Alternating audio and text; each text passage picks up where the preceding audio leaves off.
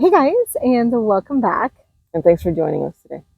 So we are at the Kreische Brewery in Monument Hill in LaGrange, Texas. Yeah, it's about what 30 minutes? Yeah, it's about from Columbus. From Columbus, Texas, which is the Colorado River Thousand Trails. Don't let the wording fool you. We're not going to a brewery, although that would be awesome. It was a brewery. It was once upon a time. One of the first commercial breweries here in Texas. And so there's a little hike, and there's the brewery itself, or what's left of it. And of course, the sad part is that Monument Hill is here, which is a historical site, and it refers to the black bean incident, which we'll talk more about later. All right, so let's hit the grounds and show you what we see and talk a little bit about this area. The men captured at Mier faced grim prospects. The Mexican army held them in captivity near Saltillo, at a place called Rancho Salado. After a mass escape, President Santa Anna ordered all 176 remaining prisoners executed. The order was refused. Santa Anna relented, ordering decimation instead. Every 10th man would be shot. To determine who would live and who would die, the guards set up a grim lottery of death, placing 17 black beans and 159 white beans into an earthen jar. They had the prisoners draw for their lives. Those who drew white beans would live, and those who drew black beans would die.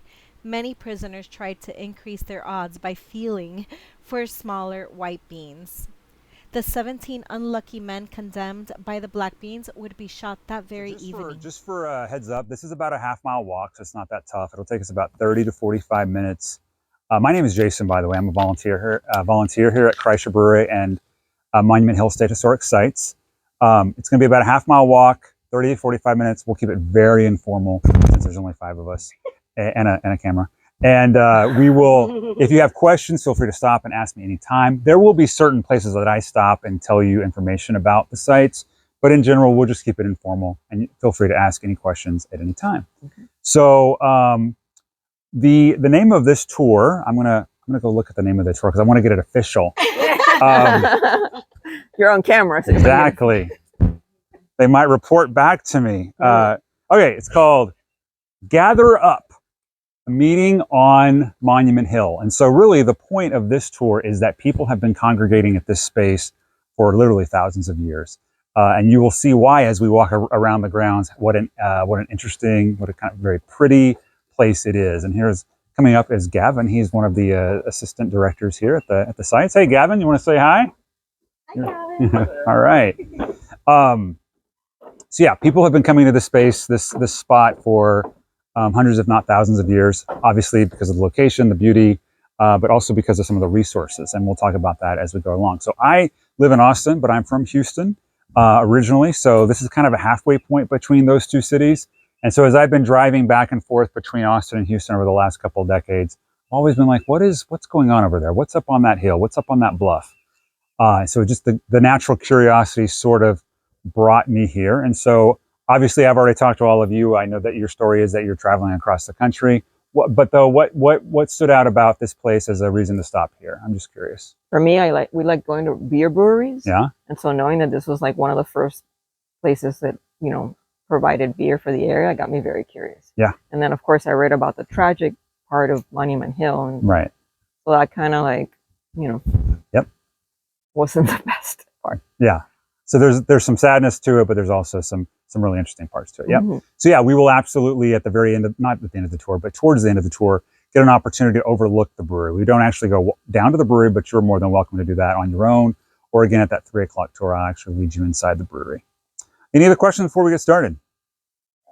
Okay, we're going to actually start walking towards the monument itself. And again, feel free to ask questions along the way.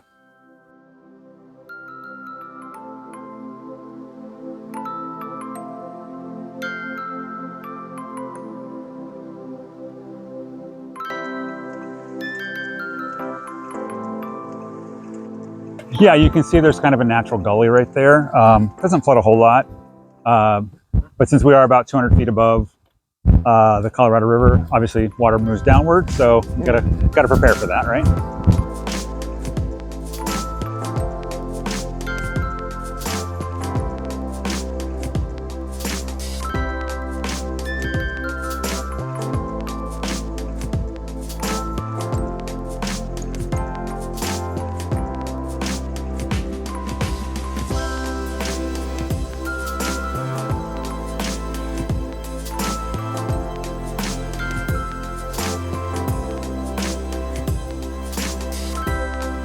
It's a good place to stop, get a little shade, and we get a nice view of the monument.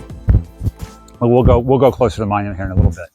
But I wanted to give you a little bit of historical background about kind of the natural features of this area. So as we move towards the bluff, you'll notice kind of obviously a very extreme change in geography. So right now we're kind of in the kind of the post oak woodland area, and below the river valley is called the Fayette Prairie. So this is kind of a natural meetup. We've got the Colorado River on the other side of this bluff. So this would have drawn people for thousands of years. There's evidence that the Lipan Apache, this would have been the far eastern range of their range and their travels that they visited this site, and the Tonkawa were also present here at this site long before European explorers and settlers. So they inhabited this space. We know that Spanish explorers moved through this area, of course, followed eventually by Anglo and German settlers. Okay, a good view of the monument. It's erected in 1936, so it's kind of in that Art Deco style of that time frame. Back in the visitor center, there's a mural, a good bit of information about the artist and about the style of the monument. So you were alluding earlier to the more kind of sorrowful, graver of this site. But yeah, we do in fact honor two historic sites here, not just the Kreische Brewery, but Monument Hill. And we're going to walk there next, and we'll get a closer look, and I'll tell you more about who's buried there. All right, so I don't know how much, I don't want to make any assumptions about how much you know about Texas history, but Texas, in fact, did fight for its independence from Mexico and was its own country, its own republic from 1836 to 1845, before Texas joined the United States as one of the states in the Union.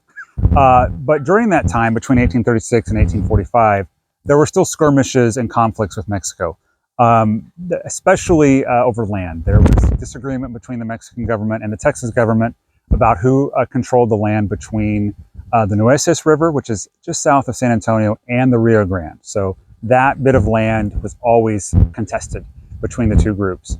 So that led to skirmishes and fights. So in 1842, a group of Mexican soldiers invaded San Antonio.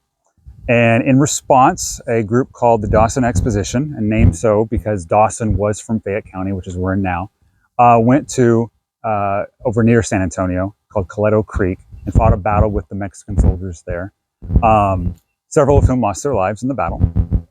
And they were originally buried on the site in Coleto Creek, which is near San Antonio, but eventually returned to this tomb. Later in 1842 into 1843, there's a second expedition called the Mier Expedition.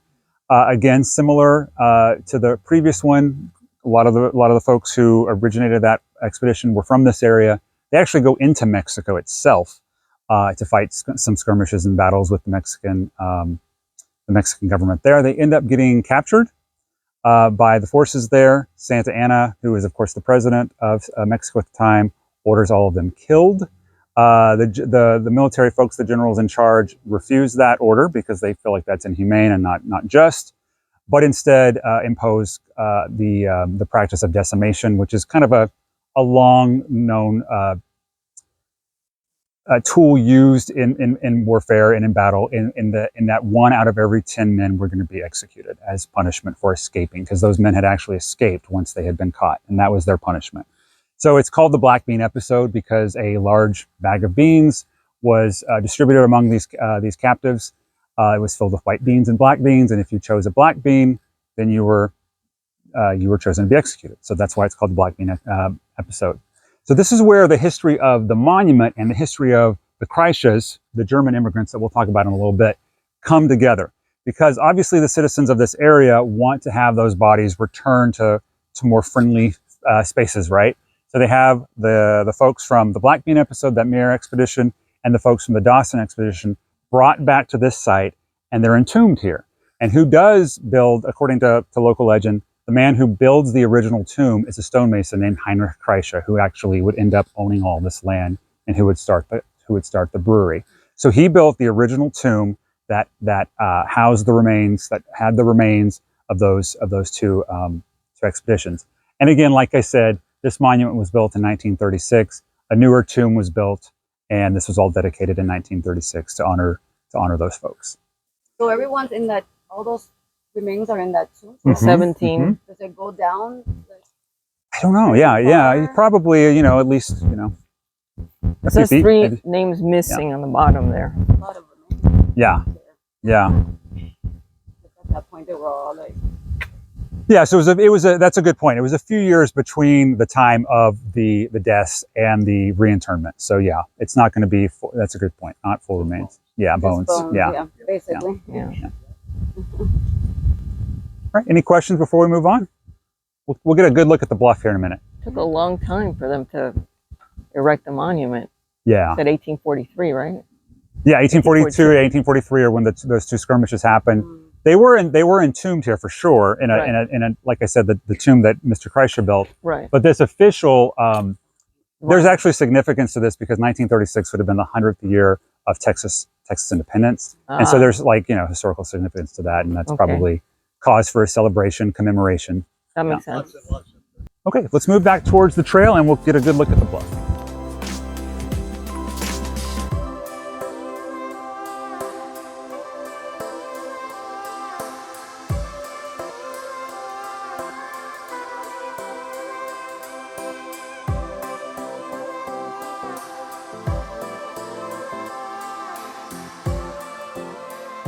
Please watch your step. It's a bit of a, if you need any help, let me know, please. You got it. All right.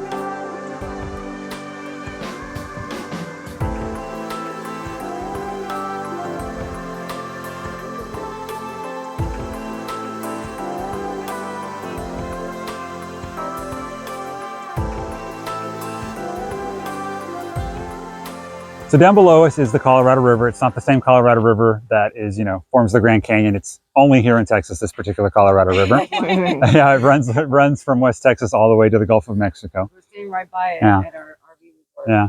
Down below, of course, is the city of LaGrange. And so this is a really, really nice spot, right? This is a really pretty spot. So Heinrich Kreische, we talked about him just a little bit ago, was a stonemason from Germany. He came over with his brother in the 1840s, German immigrant. Obviously, not obviously, at that time, German immigration was very high in Texas. That was like the number one group of immigrant groups, was from Germany. So he comes over with the stonemason background and he kind of goes to work.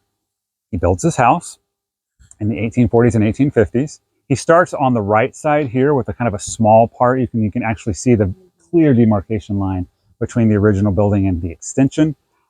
He starts off with just him and his wife, a small room, well, actually 3 rooms, including a kitchen and an area for storage. But once his family starts growing, the house starts growing as well to accommodate his 6 children that come into play. So he is a stonemason. He uses, in fact, that original part of the house and the tomb, sort of like his portfolio, to get more work in the town of LaGrange. And he actually does secure more work. He builds one of the first jails in the city of LaGrange, as well as one of the early courthouses. They don't currently stand, but that is a testament to his good work. And his quarry for all of his stone would have come down here at the base of the Colorado River, 200 feet below us here. So there's lots of limestone and sandstone that he could have quarried to put to good use. Now, one interesting thing that is kind of recent, the day after Thanksgiving last year, we did have a rock slide, which is the first known rock slide that anyone around here can remember. And if you look over, you can absolutely see the results of the rock slide. I'll let you do that. Yeah. You're not too afraid of heights. Right there. You can see it took out some trees. Yeah. Yeah. So he was actually bringing it up 200 feet. Yeah. Well, so that's a good question. That's a very good question. So he wasn't going just directly down. Okay. One of his methods was he built a network of roads on this property that eventually would lead down to the quarry. And he had oxen that he would use to carry those carts, to carry the limestone and sandstone from the quarry back up here to the site. Okay. Yeah. That makes sense. I was like, this guy's like a Hulk. Yeah. He did have 3 sons who would help him in his work, and we believe that he did have some hired laborers as well. Okay. So Yeah. he had To help him. 3 sons, 3 daughters. He married Josefa, who was an Austrian immigrant. So obviously there's some shared culture there. They do have 6 children. So we're not actually going to spend a lot of time in the house, but I do want to walk up to the house because it's really nice. It's going to be one of the grander homes in the 1850s for this area. I would imagine. And we'll talk a little bit more about his social status when we get up to the house. Okay.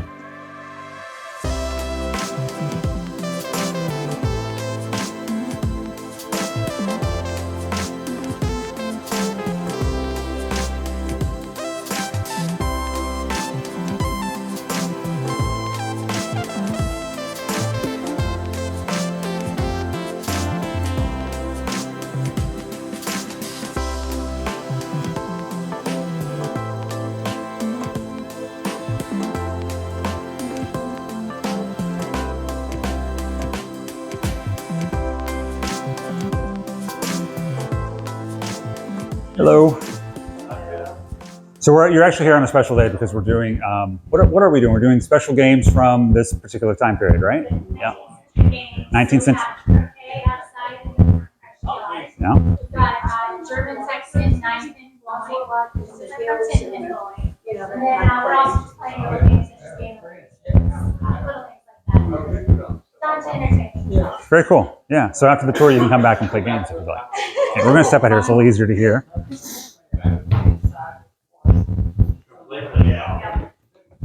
See, I was talking about what a beautiful home this is. One of the things that Kreische did, besides owning all of this land, is he was very active in what was called the Schützenverein, which was a German organization that literally translates to shooting club. So it's something also from Germany, a cultural holdover from Germany. They would get together, they would drink the beer that Kreische would brew, they would shoot guns, they would dance in this large parlor. So this was kind of basically a meeting point for them and a real good opportunity for them to gather because there were other German immigrants in LaGrange, for sure. The Schützenverein itself had a large kind of hall over near where the bathrooms currently are. So there was actually a pavilion there that they would use for their gatherings. Again, very, very common for them to get together, drink, dance, continue the ways of, the old country in Germany, carry on those traditions. So this is a three-story building. There is this sort of main room that has the main parlor. The husband and wife, Mr. and Mr. Kreische, slept over here. The daughters slept there. And the sons and any hired laborers would have slept in the attic.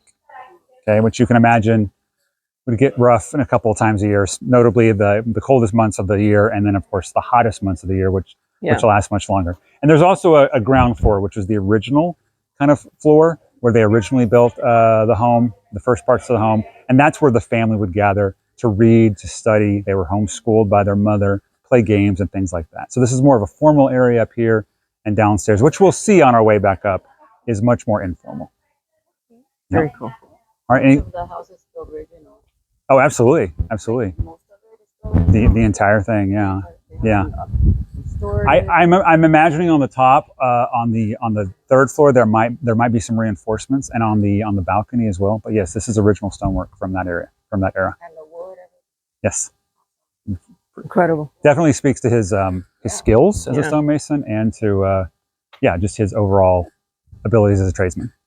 Okay, we're going to keep walking back along the bluff towards another lookout. Do you know how long it took to build the house?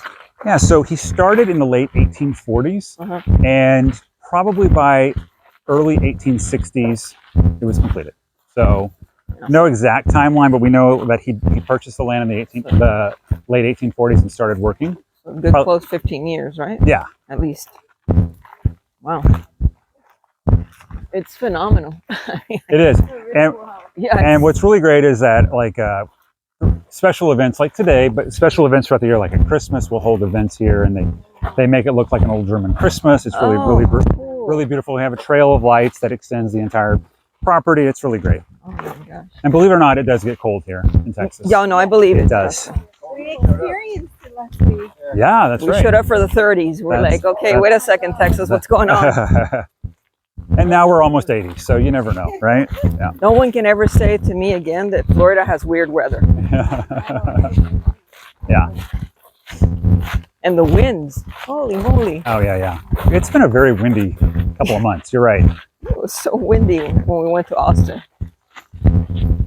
So this is a really good spot to stop because you get a nice view of the town of LaGrange, and it's also of historical value because legend has it that when the Kreisches would have a new batch of freshly brewed beer, they'd have to get a way to let the folks down in LaGrange know that the beer was ready.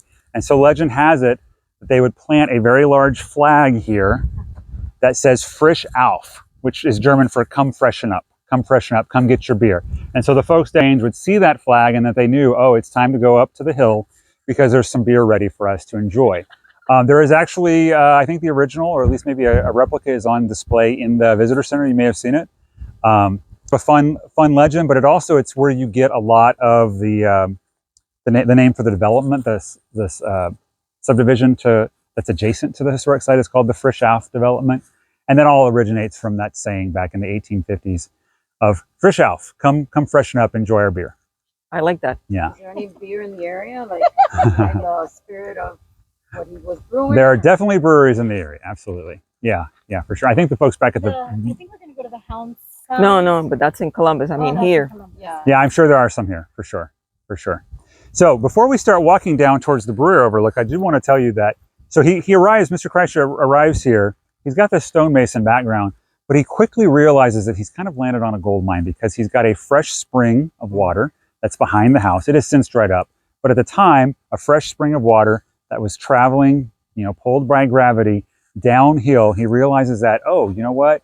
I've got a freshwater source here. He's probably got a background in brewing, coming from Germany. We know that his dad back in Germany owned a bar. So so it didn't take long for him to realize that he would also have an opportunity to go with that venture as well. So Quite the entrepreneur, huh? Yeah, quite the entrepreneur. I do want to point out that's really good that you mentioned that word. I like that word because he was an entrepreneur. You know that we have the Colorado River here separating this site from the town of LaGrange. So when he'd plant that flag, he also operated a ferry that would get people across. Oh my God.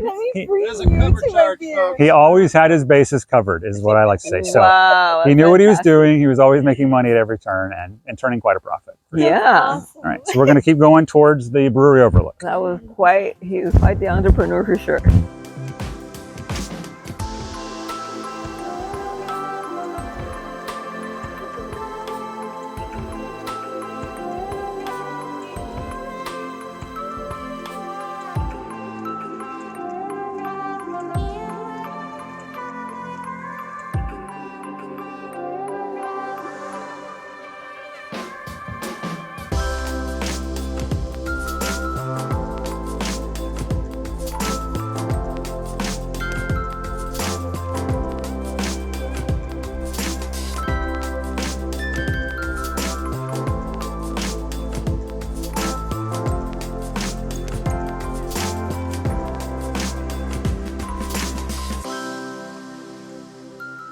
Oh my God, I love the house. I can't wait to see the bottom. We're gonna go to the bottom now. You think about him, and he had 3 sons.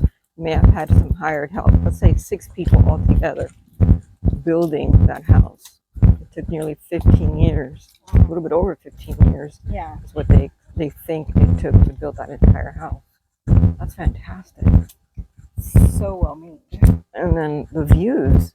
Oh my goodness, the views are everything. Brewery overlook. I want to go there. Are you taking us? He says they're doing the brewery At at 2. 3. I think he said at At 3 2. is when they're doing the brewery.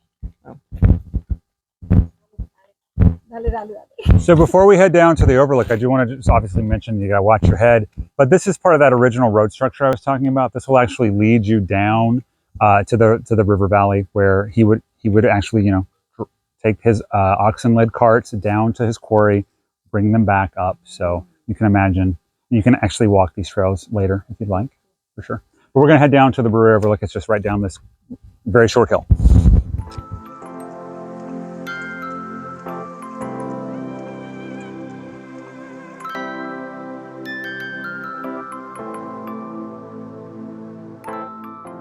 Yeah, so this is the ruins of the Kreische Brewery.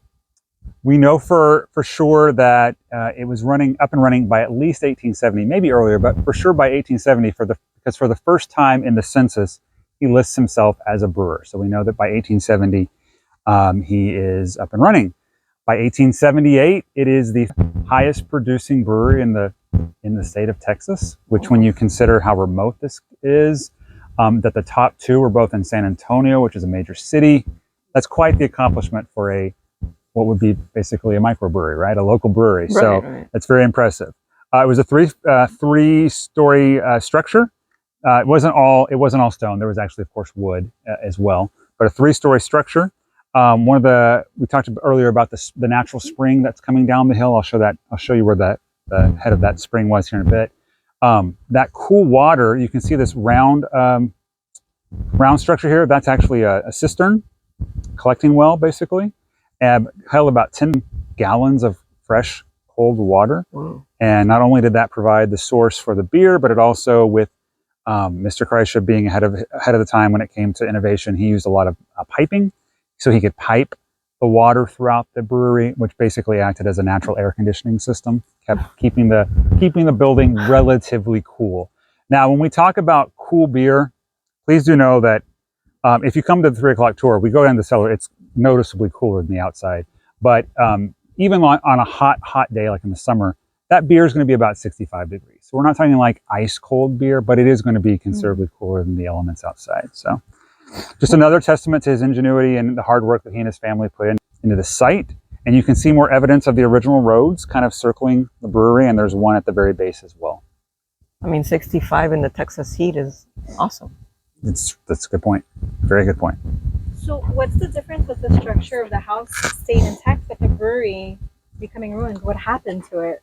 Yeah, it's a very good question. So a lot of the brewery was wooden. So like what we're seeing is kind of the stone foundation, but what would have been on top, what would have covered the brewery would have been wood.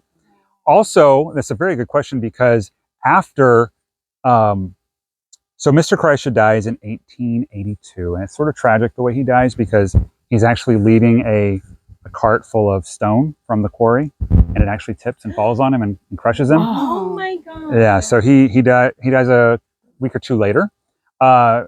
His wife, Josefa, and their sons do in fact keep the brewery going. That makes Josefa the first known female brewer in the state of Texas, which is great. Cool. And it lasts another 2 years till 1884. And this is not meant to be, it's not a indictment of her abilities because there were obviously some factors working against small breweries at the time anyway. We had the advent of the railroad, which is really coming into play, railroads connecting the entire country. And we had, which also enabled large breweries like Budweiser and things like that, Anheuser-Busch, which would have more consistent temperature, you had refrigeration, you had more consistent quality of taste.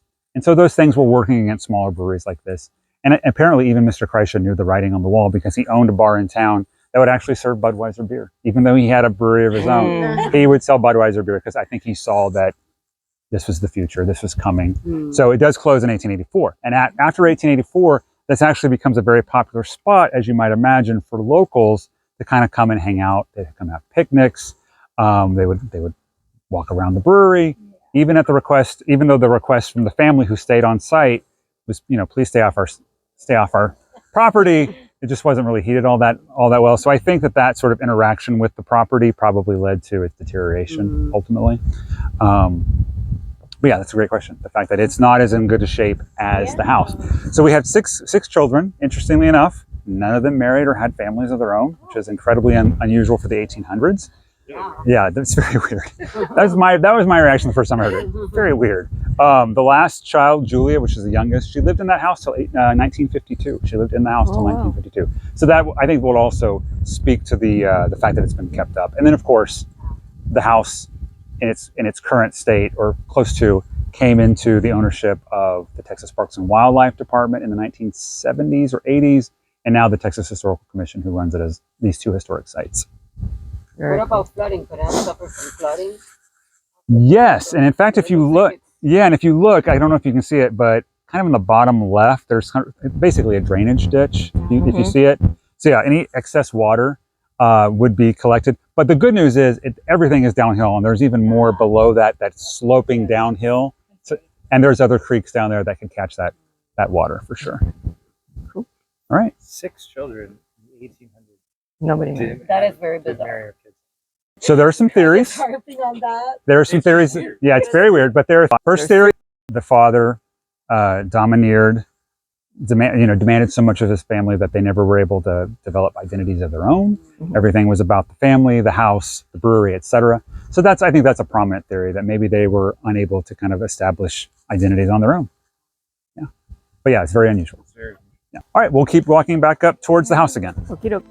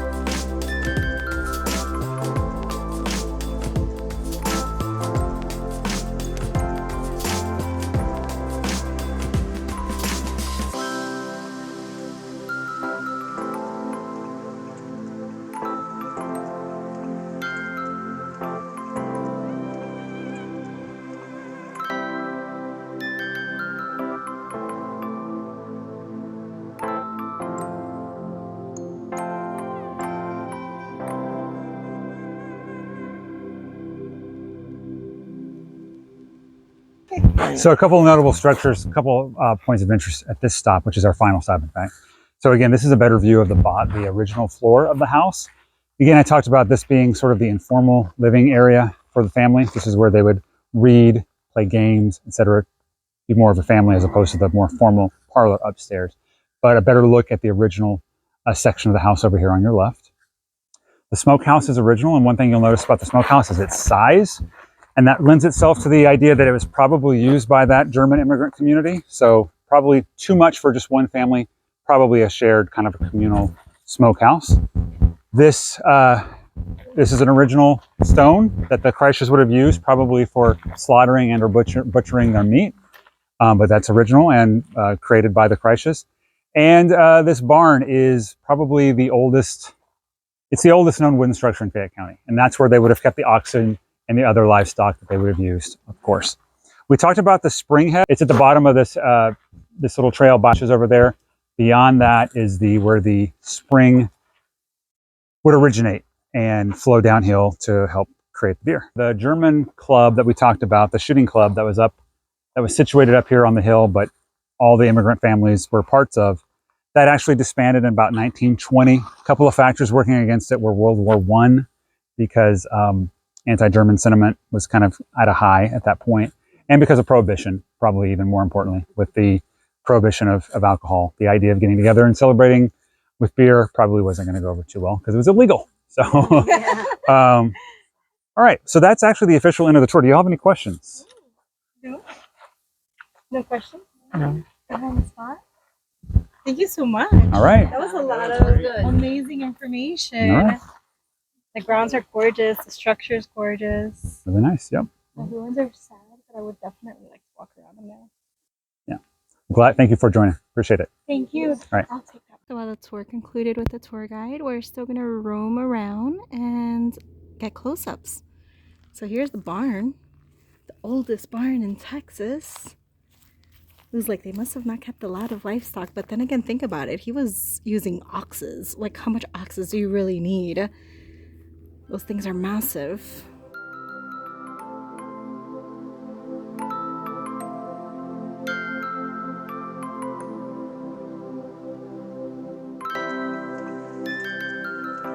I mean, this is just phenomenal to think that like people were stacking these stones, you know. Look at the height of that wall. Yeah. You know. Look at the height of that one. Carrying up and then stacking them.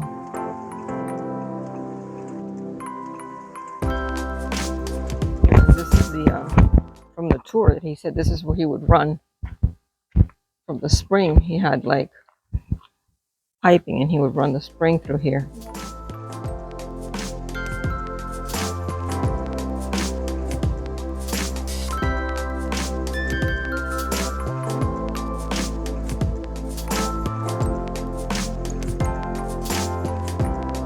And even an arch. Fantastic.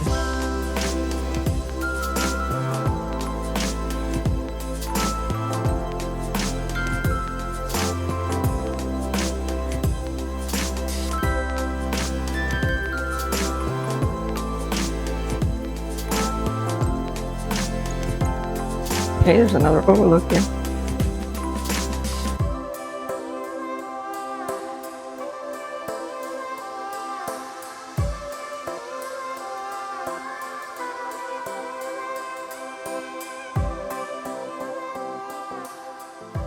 Looks like this is where they were cooking, boiling point of the hops.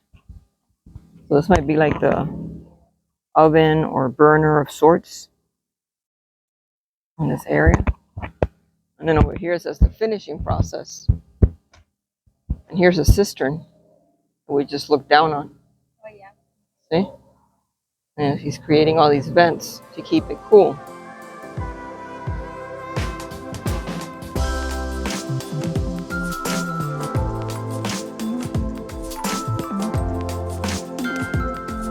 That's incredible. Amazing.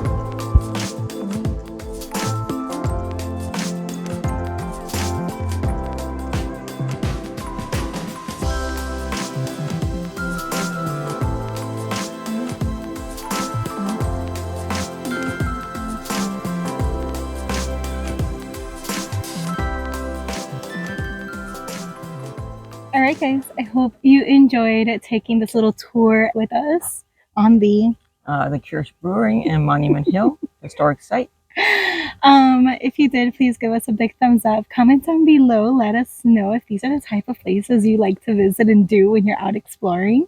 Let me know what you think about the engineering here. I'm blown away. She is. Sure. So if you're new here, hit the subscribe button and notification bell, and make sure that if you're new here, hit the subscribe button and notification button so that you can get notified every time we upload a video. And as always, thanks for watching, and we'll see you soon. Bye, guys.